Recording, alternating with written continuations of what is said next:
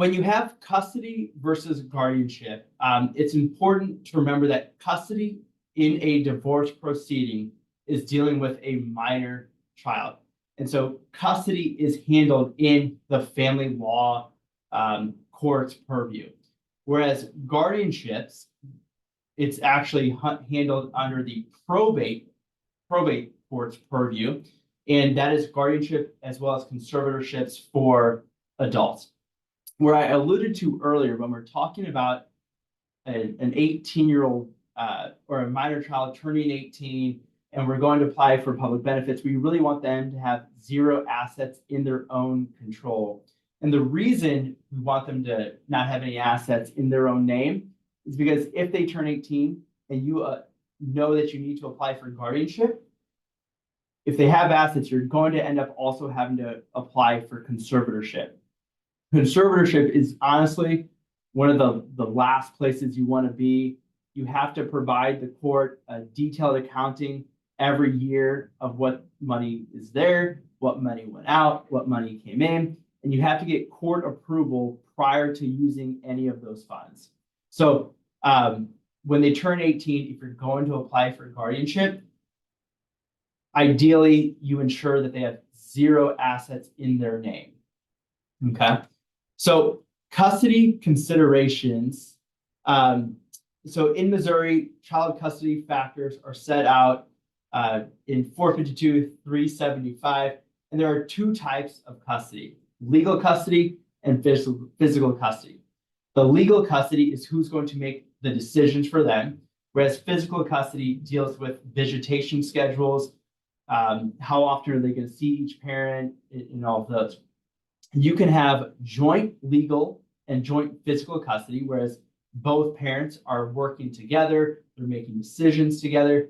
And again, we're talking all decisions prior to that individual turning the age of 18. Whereas you could also have sole custody, and you can have sole legal custody, whereas mom or dad's going to make all medical, educational decisions for the individual. But then you can have joint physical custody. So you do have this parenting plan where there are, structured and scheduled dates that, the child will go to both places. And so you can either have joint physical and joint legal, or you can have this sort of hybrid approach where you can combine the two. There's also third-party custody, which is when the court finds that both parents are unfit or unsuitable and unable to be the custodian or handle the welfare of the child. And so they find a third-party individual to take care of that. In those circumstances, what you most likely see is a grandparent, aunt, uncle, somebody who can step into that role and take over. So as I mentioned, the family law court has jurisdiction over them until they turn the age of 18.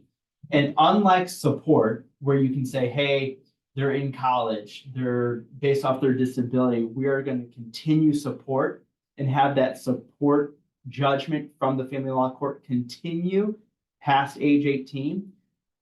The custody, the joint legal and joint physical custody judgment is no longer effective after they turn the age of 18. As Aaron put there, you can have informal agreements made between the parties that extend beyond the age of 18, but they're not enforceable by the court. So you're no longer going to be able to go back to the court to modify a custody agreement once a child turns 18. If either parent's no longer following the parenting plan after a kid turns 18, there's nothing set to enforce that, because the custody agreement is only there while they are under the age of 18. And then so prior to, or I guess while it's in the family court under their purview, there is a presumption that it will be joint legal and joint physical custody.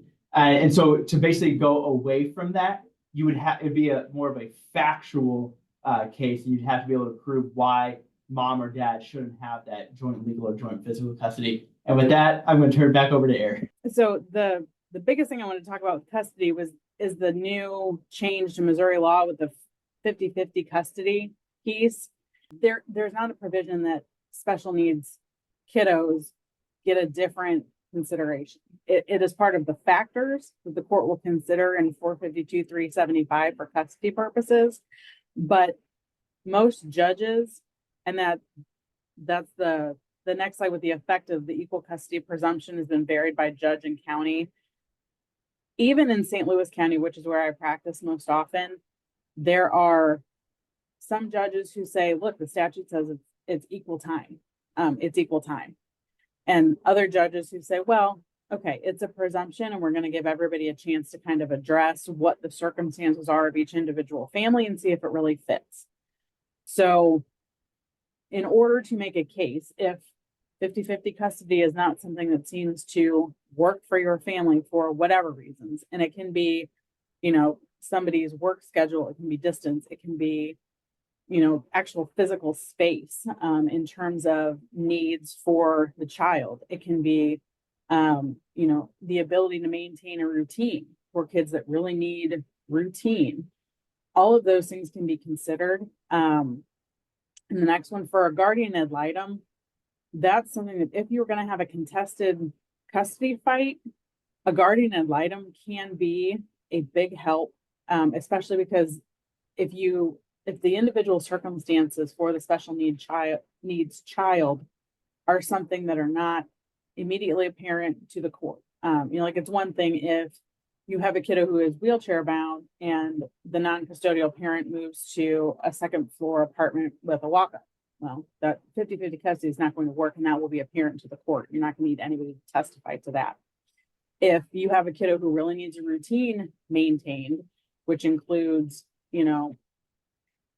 sensory things like, types of sheets and types of towels and types of soap, and the non-custodial parent does not want to make those accommodations to make things comfortable at home, then a guardian ad litem who is required to be appointed in cases where abuse and neglect is alleged, but may be appointed if you have a contested custody fight, they investigate all of that. I do a lot of work as a guardian ad litem, and I do home visits. I talk to doctors, I talk to teachers, I talk to counselors, because those are the people that see your kiddo on a daily basis.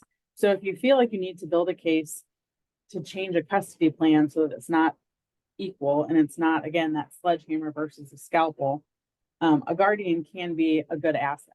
Not all guardians understand, special needs in a custody scenario. So I'm not going to tell you all of them are created equal. But that's where you're going to need to look to your attorney to get to what is basically expert testimony.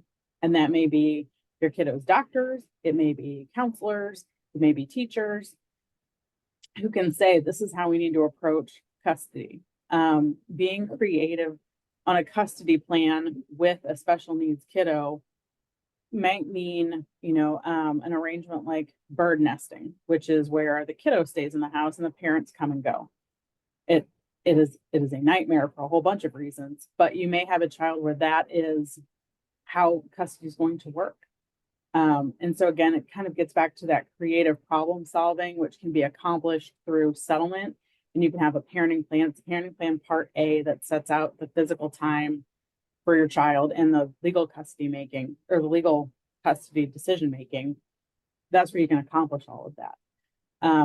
And for legal custody, sole legal custody is really, really hard to get.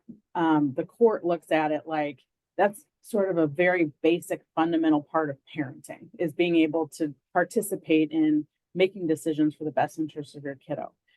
But for some special needs cases, you may have carve outs for pieces of legal custody. You may have a carve out that says one parent gets to make all the medical decisions. And that may be because that's the parent who has been dealing with ongoing medical treatments. That's the parent who has sat with therapists or doctors or whoever the specialists are and is participating. And then you have potentially a non-custodial parent who is not elected to be involved, who is not familiar, who is not willing to, put in the time. And so the court can say, all right, well, we're going to designate you as the sole legal custodian for medical decision or for education. There are carve outs that make it a little bit easier to get pieces of sole legal custody, because just getting sole legal custody in and of itself is tough. That's for kiddos under 18. You get a parenting plan. The court tells you where your child is going to be located. After 18, and this is hard for a lot of families, the court has zero jurisdiction for custody time. And that can be very difficult if the and I'm using non-custodial as, the person doesn't have the primary amount of time, the majority of the time. It's a bit of respite. And suddenly you have a parenting plan that is gone and the other parent is not required to take time or to take, they're not required to take time under the parenting plan. Technically, it is a right rather than an obligation, but suddenly there is literally nothing you can do to sort of share the burden if you have somebody who's not willing to do that. So at that point, you're kind of stepping into a guardianship situation. I'm going to get out of the way. Prior to age 18, the family law court is what's going to decide custody, both legal and physical custody. After age 18, family law court no longer has jurisdiction. We're now in probate court and we're talking about guardianships. And so just at a high level, the process for a guardianship is basically mom or dad, somebody petitions, or guardian or loved one, petitions the court to be named as their legal guardian. Basically the ability to continue to make legal education, all these decisions for that disabled loved one. And what they would do is they would file a petition with the court asking to be appointed as an individual. The disabled child, or at that point, disabled adult, does have to get served with notice of the hearing that, this is what you're seeking to do. The court, just like in family law, just like, prior to age 18, there is a guardian ad litem. So the probate court in a guardianship always appoints a guardian ad litem. And again, that attorney is there to represent the child's best interest. So if you're seeking co-guardianship, whether parents are divorced or not, we have so many parents who are divorced who still seek co-guardianship because prior to age 18, they had joint legal custody. They want that ability, the ability to assist on making medical decisions to continue through their adulthood. So they seek co-guardianship. Because it's not contested, it's a fairly straightforward process. The guardian ad litem meets with both mom and dad, make sure that, hey, this is in the child's best interest. You have a hearing on it. You do have to get, I would recommend getting a medical affidavit from their treating physician, psychiatrist, somebody who has been treating them for a while, who knows their diagnosis. That physician would submit that affidavit to the court. It serves as their testimony.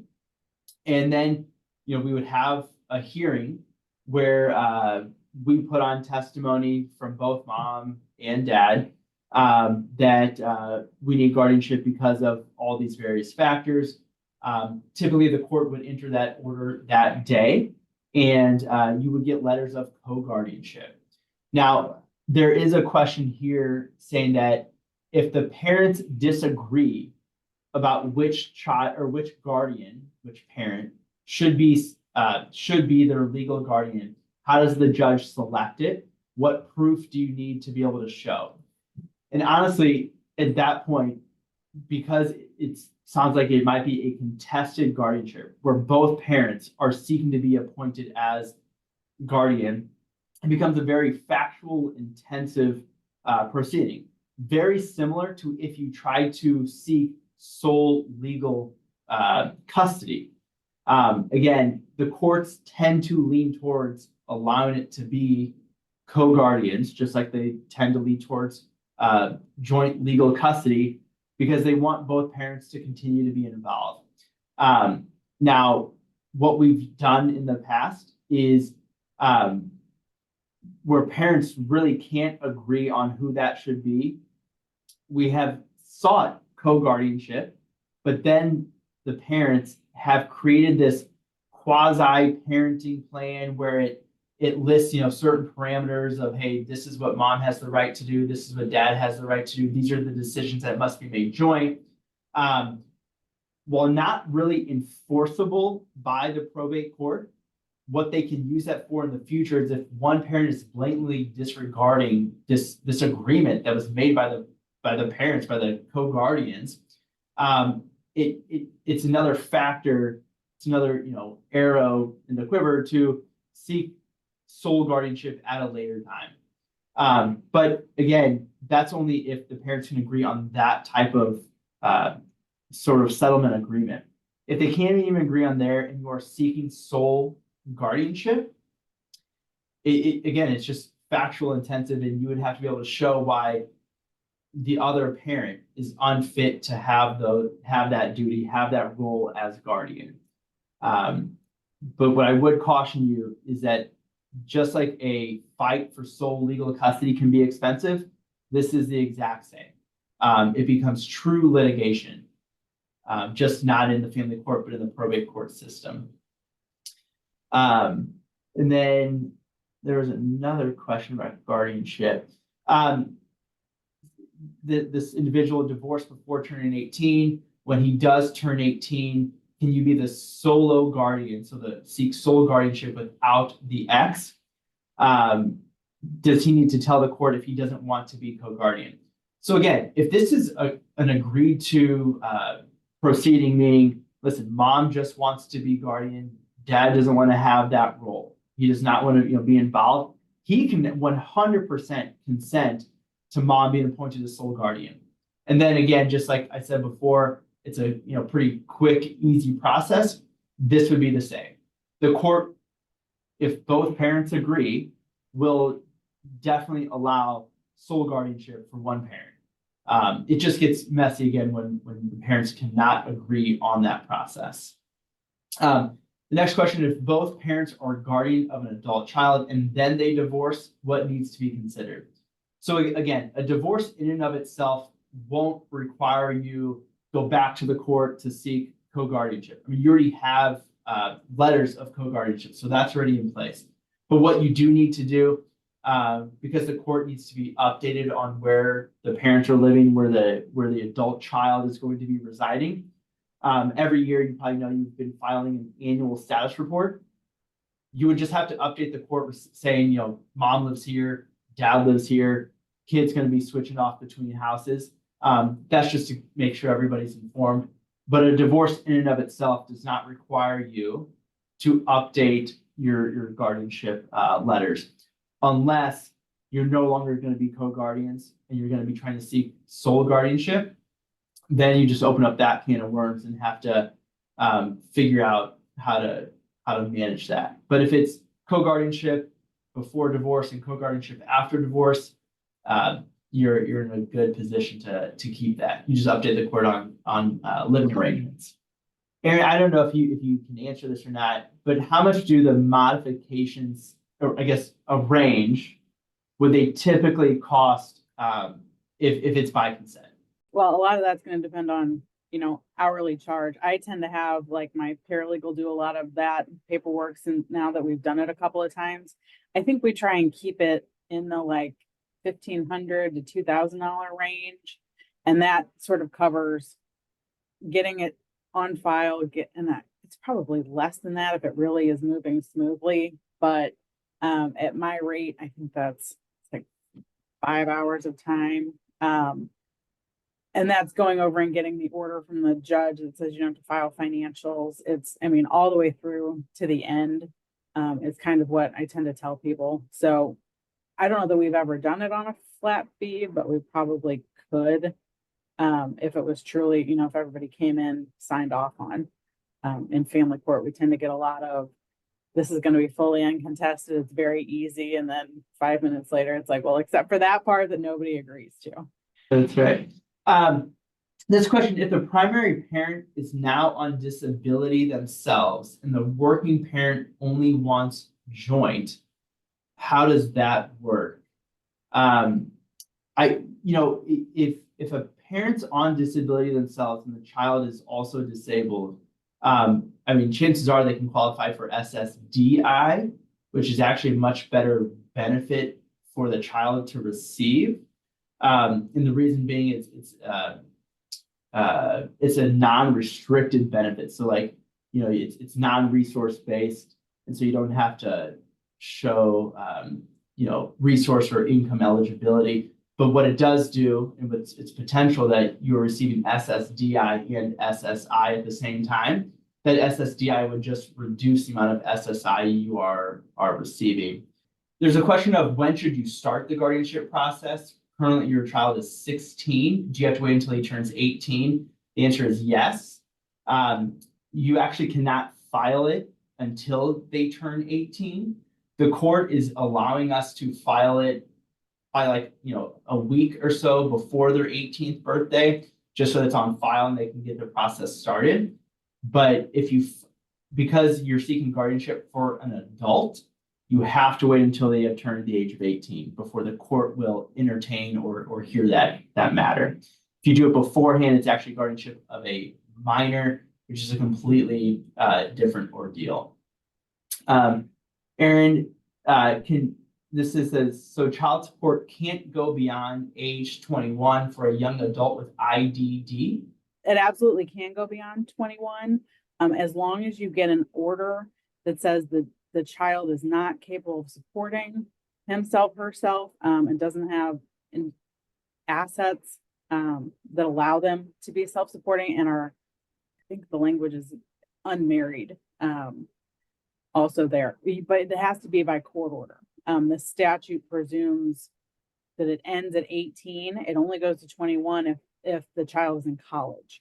If the child is in college and there are additional disabilities, you can still petition the court to extend it beyond 21. But that's the burden, is showing that the child has additional disabilities that prevent him or her from being self-supporting. Then the last question on there, I think I already answered, but it's our modification, are the parents required to be present? The answer is if it's by consent, it can all be done by paperwork. Aaron would go to the court, walk through that judgment, get it signed, and wrap it up relatively quickly. If it's contested, that's where you would file the financials and actually have more of a proceeding to where everybody would have to appear in court. Yeah, and I noticed a question there about having your kiddo present in court. And in general, we never want kiddos in court. So they would not be required to attend. That's why we have a guardian ad litem if that comes up, just to sort of save everybody that process. Okay, and I am going to share a very brief PowerPoint really fast. So talking to your child about divorce, a really great way, because divorce is for a child, especially someone, child, adult, even someone aging, with intellectual developmental disabilities, it can be confusing. I mean, honestly, for anyone, it can be confusing. So helping the child regulate their emotions, understand what they're going through, what to expect, kind of some supports you can put in place, and being upfront with them, letting them know. And again, this is all going to be, person dependent. What you're comfortable with, your kiddo or your loved one better than anyone else. And if you do have kids, or maybe your loved one does well with social stories, that's another really great visual or way to kind of reassure them and let them know what's happening, so they feel in the loop and not alone. One resource is Kids in the Middle. They have counseling not just for kids, but for caregivers and families, as well as educational support. So that can be parenting classes, different counseling sessions in school, community support, various different things. And then this is a board maker kind of visual social story, kind of going through a divorce. And again, this can be really dependent on your loved one. Maybe your loved one wants actual pictures instead of like what we call picture communication. But this is one version of a social story to kind of talk to your loved one about divorce and what that might entail. So thank you so much for joining us for tonight's workshop. Have a wonderful evening.